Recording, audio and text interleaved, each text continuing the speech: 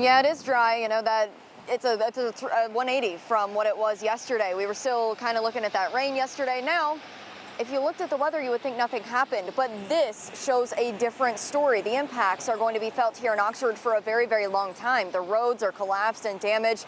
The businesses and people's homes are also damaged as well. A lot of water damage there too. This is just something that's going to take an incredibly long time to clean up. It will not be going away anytime soon. But the town of Oxford was just drenched Sunday night into Monday morning. That torrential downpour that happened, sadly killing 2 women and destroying the town.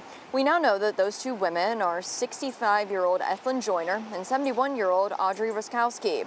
Police say they died in separate incidents of trying to escape their cars, but they both got swept away from that water. Several portions of main roads, including Route 67 and 34, are closed today after large chunks of the road wash away.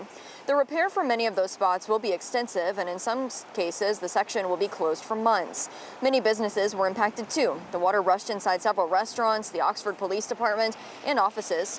In some cases, the parking lots were just ripped to shreds as the force of the water came through. The customers just left, and at that point, the water was really high, so a customer was leaving and she almost got dragged by the water. Her husband helped out. Everything was fine. The gas tank ripped apart. It was down right there, stuck under the bridge, and that's when we all evacuated. The water and the current was really strong at that point, and we were just scared. And there is a lot of road closures and detours in place still this morning. It's going to be the case for a pretty long time. Now, even if you're from here, maybe you drive through this area all the time and still need to, your GPS is about to be your best friend for the next couple of weeks and months. They have updated real-time closures. We've been using it ourselves to figure out how to get around and go through those detours.